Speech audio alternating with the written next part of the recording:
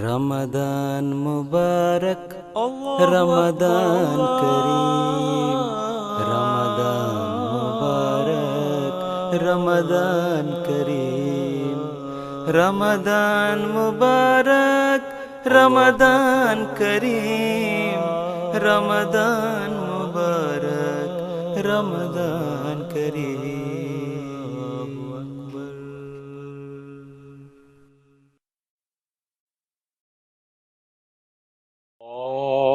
اللهم صل على محمد وعلى آل محمد كما صليت على إبراهيم وعلى آل إبراهيم إنك حميد مجيد.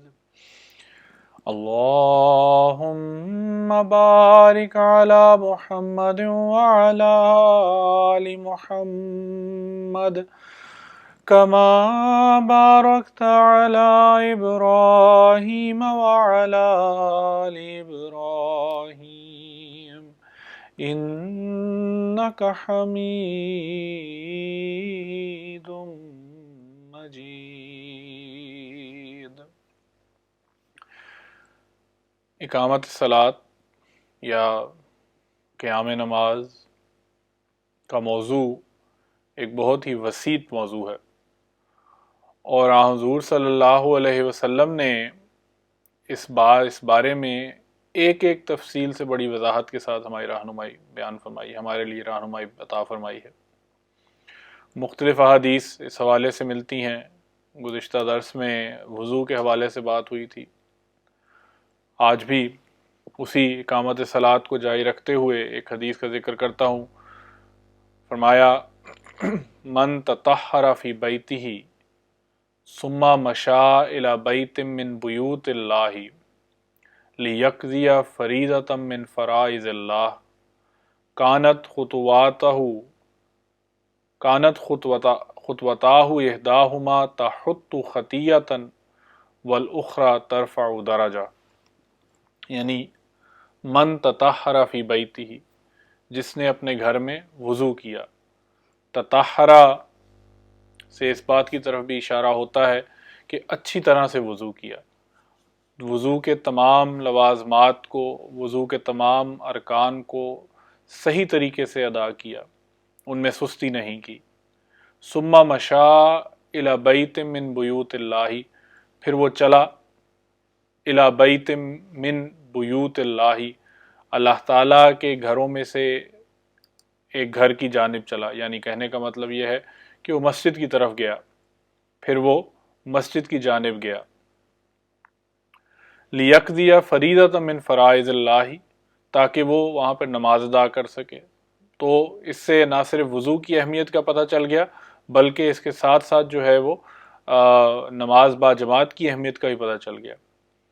فرمایا کانت خطوتاہ احداہما تحط خطیۃ، تو ہر وہ قدم جو اٹھائے گا، اگر ایک قدم اس کا ایسا ہوگا کہ وہ اس کے ذریعے سے خدا تعالیٰ جو ہے اس کے گناہ معاف کر دے گا، اس کے گناہ مٹا رہا ہوگا، والاخری ترفع درجہ، تو ہر دوسرا جو قدم ہے یا دوسرا قدم جو وہ اٹھا رہا ہوگا وہ اس کے درجات بلند کر رہا ہوگا۔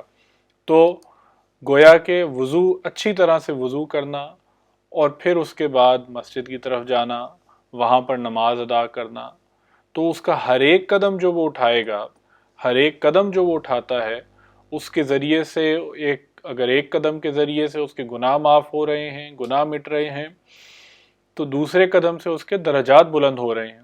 تو کتنی عظمت ہے وضو کرنے کی، اور کتنا عظیم ہے مسجد کی طرف اٹھا ہوا ہر وہ قدم کہ اس پر ثواب ملتا ہے۔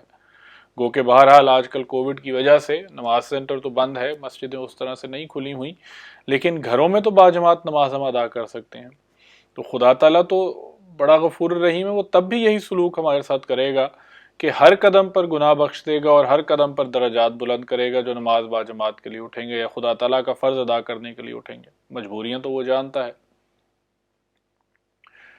ایک اور حدیث ہے، حضرت عبداللہ بن مسعود رضی اللہ تعالیٰ عنہ سے روایت ہے، اور بخاری میں بھی ہے، مسلم میں بھی ہے، وہ کہتے ہیں کہ سألت النبی صلی اللہ علیہ وسلم ای العمل احب الی اللہ تعالی، وہ کہتے ہیں کہ میں نے حضور صلی اللہ علیہ وآلہ وسلم سے پوچھا کہ یا رسول اللہ، یا آپ کی خدمت میں عرض کی کہ اے اللہ کے رسول، یا رسول اللہ صلی اللہ علیہ وآلہ وسلم، اللہ تعالیٰ کی نظر میں انسانوں کے اعمال میں سے کون سا عمل ہے جو اسے سب سے زیادہ محبوب ہے، سب سے زیادہ پیارا ہے؟ تو حضور صلی اللہ علیہ وسلم نے جواب دیا الصلاۃ علی وقتہا، کہ اے نماز جو کہ وقت پر ادا کی گئی ہو۔ کتنی مختصر بات ہے لیکن کتنی جامع ہے کہ ایسی نماز جو اپنے وقت پر ادا کی گئی ہو وہ خدا تعالیٰ کو سب سے زیادہ پسند ہے۔ یعنی مومن کے تمام اعمال میں سے سب سے زیادہ خدا تعالیٰ کو جو پسند ہے یا محبوب ہے وہ وقت پر نماز کی ادائیگی ہے۔ اور اس چیز کی طرف تو قرآن کریم نے بھی ہمیں توجہ دلائی ہے۔ خدا تعالیٰ فرماتا ہے کہ ان الصلاۃ کانت علی المؤمنین کتابا موقوتا، کہ نماز جو ہے وہ مومنوں پر، مسلمانوں پر ایک وقت مقررہ کی پابندی کے ساتھ فرض ہے۔ تو نماز وقت مقررہ پر پابند کی گئی ہے، وقت مقررہ پر جو ہے وہ فرض قرار دی گئی ہے۔ اور حضور صلی اللہ علیہ وسلم نے بھی بات بیان فرمائی کہ مومن کے اعمال میں سے جو سب سے زیادہ پیارا عمل خدا تعالیٰ کو ہے، سب سے زیادہ محبوب عمل خدا تعالیٰ کو ہے، وہ یہ ہے کہ وہ وقت پر نماز ادا کرے۔ اس کے بعد انہوں نے پھر آگے سوال پوچھا کہ انہوں نے کہا کل، تو میں نے کہا یا رسول اللہ ثم ایو، اس کے بعد کون سا؟ تو حضور صلی اللہ علیہ وسلم نے فرمایا کہ بر الوالدین، کہ والدین کے ساتھ نیکی کرنا، والدین کے ساتھ اچھا سلوک کرنا۔ تو اللہ تعالیٰ کے نزدیک جو ہے وہ نماز، وقت پر نماز ادا کرنے کے بعد جو دوسری چیز آپ نے بیان فرمائی وہ ہے کہ والدین سے حسن سلوک کرنا، یہ بھی ایک عظیم نیکی ہے، یہ بھی خدا تعالیٰ کو بہت پسند ہے۔ قرآن کریم میں بھی اس بات کا ہمیں ذکر ملتا ہے کہ ان کی کسی بات پر اف تک نہ کہیں، ان کے ساتھ ہمدردی کریں، ان کے ساتھ عزت و تکریم کے ساتھ پیش آئیں، ان کے لیے دعا کریں، سب سے زیادہ ضروری دعا کرنا ہے۔ اور نہ صرف اپنے والدین کے لیے بلکہ اپنی بیوی کے والدین کے لیے بھی دعا کریں کہ اللہ تعالیٰ ان کو صحت عطا فرمائے، ان پر فضل فرمائے۔ اور پھر اگر ان میں سے کوئی فوت ہو گیا ہے تو پھر بہرحال تب بھی ان کے لیے مزید دعائیں کرتے رہیں۔ اور جو دعا ہمیں خدا تعالیٰ نے خود اس حوالے سے قرآن کریم میں سکھائی وہ بھی ہمیشہ ہمیں یاد رکھنی چاہیے، ہمیشہ اس کو پڑھتے رہنا چاہیے، ہمیشہ اس کو دہراتے رہنا چاہیے۔ وہ یہ ہے کہ رب ارحمہما کما ربیانی صغیرا، کہ اے میرے رب ان دونوں پر، میرے ماں باپ پر تو رحم کر، کما جس طرح ربیانی صغیرا، انہوں نے بچپن میں میری تربیت کی۔ تو والدین کس جد و جہد اور تکلیف کے ساتھ بچوں کی تربیت کرتے ہیں، ان کا خیال رکھتے ہیں۔ ماں رات کو کئی دفعہ اٹھتی ہے، بچہ جب روتا ہے کئی دفعہ روتا ہے، تو کس طرح سے ماں باپ بچے کا خیال رکھتے ہیں۔ تو اس لیے فرمایا کہ جس طرح سے انہیں بچپن میں تربیت کی تھی، یعنی جس طرح سے میرا بچپن میں انہیں خیال رکھا تھا، اسی طرح سے اب تو بھی ان پر رحم کر، ان پر برکتیں نازل فرما۔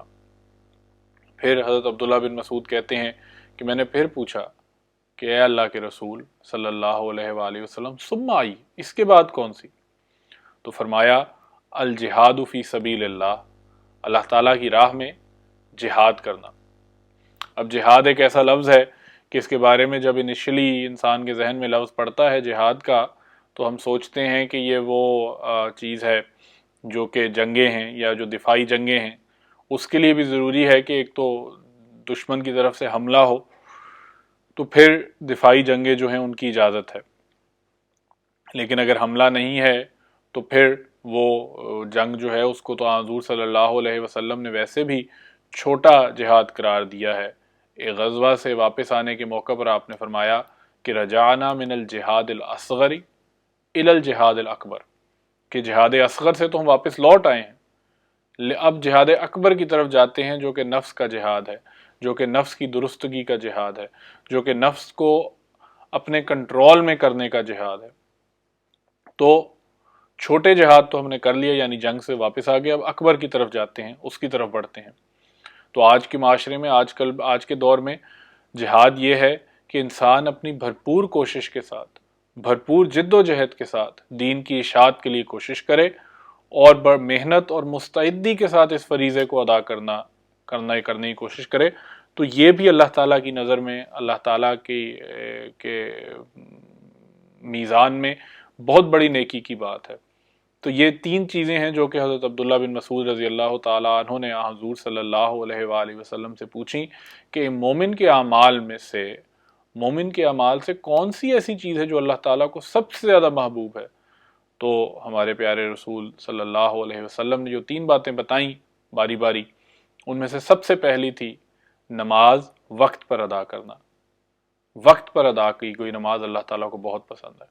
پھر والدین کے ساتھ حسن سلوک، اور پھر اللہ تعالیٰ کی راہ میں جہاد، یعنی اللہ تعالیٰ کے پیغام کو، اللہ تعالیٰ کے دین کو، اللہ تعالیٰ کے مذہب کو دنیا میں تمام کوشش کے ساتھ پھیلانے کی کوشش کرنا۔ تو یہ وہ باتیں ہیں جو کہ پھر اللہ تعالیٰ کو بہت پیاری ہیں، اللہ تعالیٰ کو بہت محبوب ہیں، اور ان کو ہمیں باقاعدگی سے کوشش کرنی چاہیے ہم ان کو بجا لائیں، اور ان کے ذریعے سے پھر خدا تعالیٰ کی جو محبت ہے اس کو حاصل کرنے والے ہوں۔ اللہ تعالیٰ ہمیں ان پر عمل کرنے کی توفیق عطا فرمائے۔ اللہم صلی علی محمد وعلی آل محمد وبارک وسلم انک حمید مجید۔